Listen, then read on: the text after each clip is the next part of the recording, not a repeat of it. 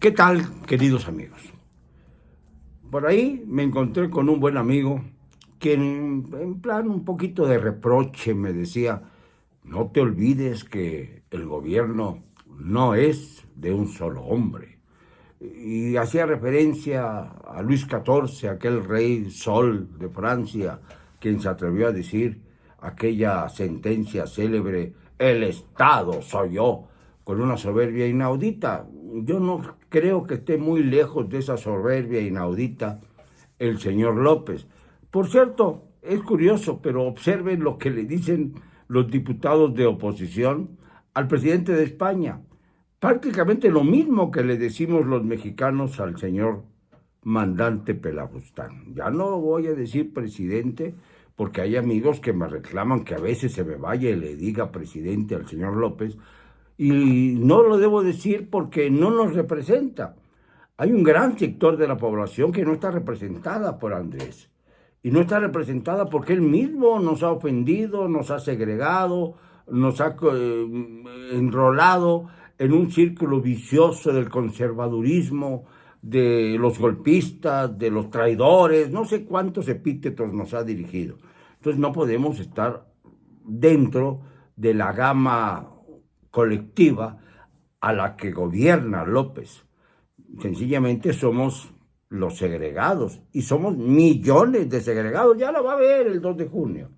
El 2 de junio se va a dar cuenta de hasta dónde llega su engañifa, o mejor dicho, su autoengañifa, su autoengaño, porque naturalmente que va a haber votos de castigo, y naturalmente que va a enfrentarse a la realidad.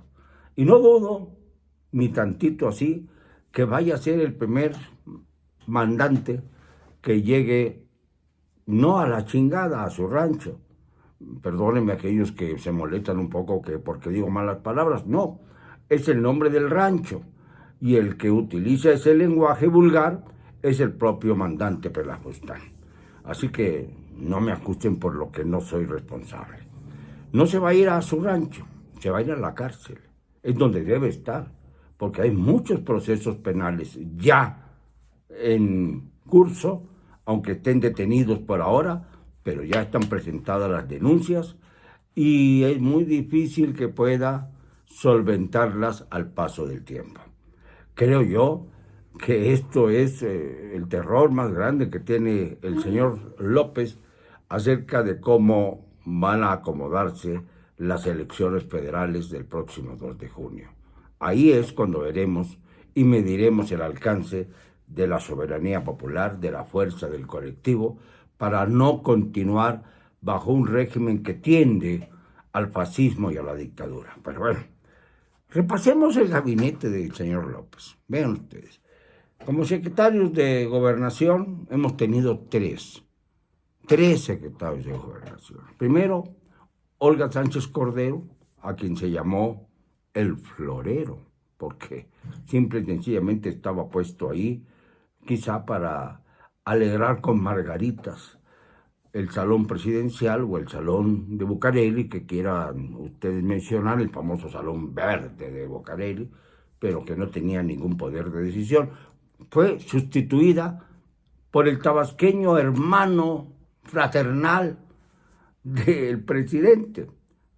Ya lo dije otra vez presidente, caramba, es el mandante Pelafustán.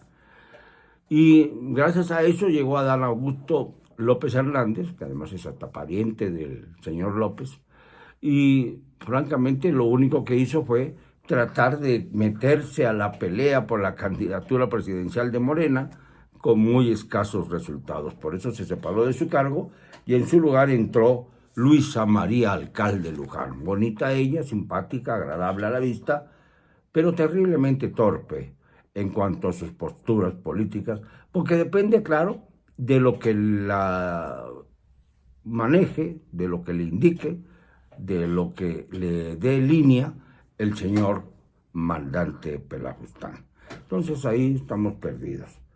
En la Secretaría de Hacienda, que es la otra muy importante, porque es la que maneja la economía nacional, ahí teníamos el caso de varios secretarios de Estado que han pasado por ahí, comenzó nada menos que don Carlos Ursúa, que lamentablemente falleció en circunstancias absolutamente extrañas y que aguantó solamente unos meses al lado de Andrés Manuel.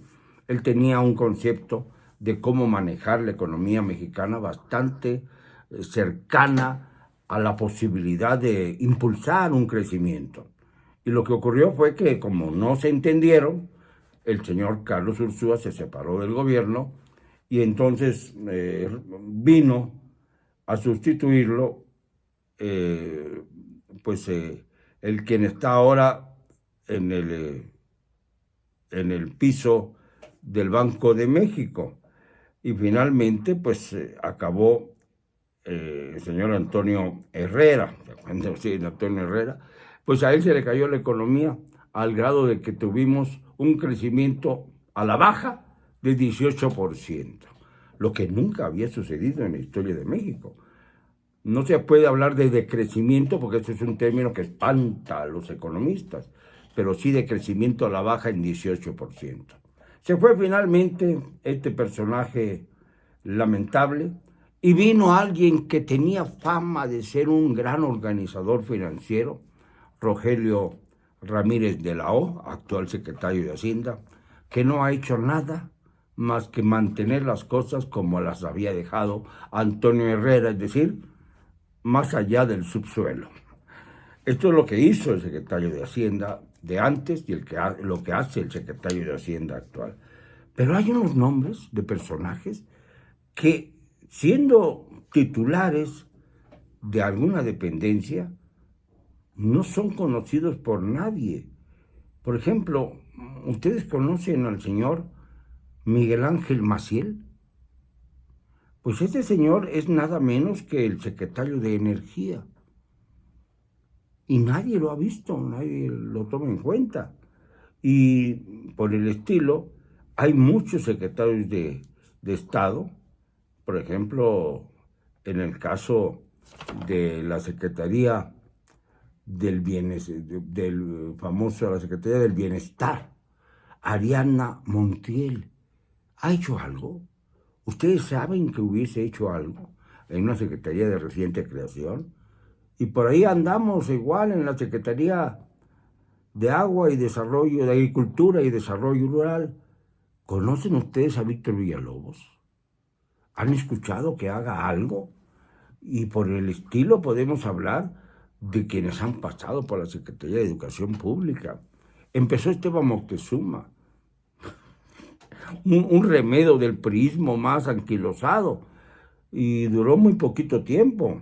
Y entonces llegó la maestra de primaria, Delfina Gómez, quien es ahora gobernadora del Estado de México, para dejarle la estafeta todavía a una maestra más ignorante que ella. A lo mejor sería una magnífica maestra de primaria, pero como secretaria de Estado sencillamente no da la talla. Me refiero obviamente a Leticia Ramírez. Y por ejemplo, en la SEDATU está un señor Román Meyer Falcón. ¿Lo conocen? ¿Lo han escuchado? ¿Han escuchado a su nombre alguna vez? Francamente es difícil acordarnos de algún acontecimiento en el que tenga que ver este personaje. Y luego tenemos una serie de individuos que dejan muchísimo que desear. Por ejemplo, hablamos de la presidencia, de la jefatura de la oficina del presidente, que estaba encabezada nada menos que por Alfonso Romo Garza. Cuando se retiró don Alfonso, el hombre del dinero de Nuevo León, se dio por concluida la función de la Secretaría de la Presidencia, de la jefatura de asesores de la presidencia, como se llamaba en los tiempos de Salinas, con José María Córdoba Montoya en ella. O sea, observen el nivel que alcanzó esta oficina, nada menos que el estrellato. Y ahora se hundió porque simple y sencillamente puso en esta oficina a su cómplice mayor, al financiero mayor, al que organiza los negocios de la familia López Obrador, hasta la fecha, aunque ya no esté dentro del gabinete.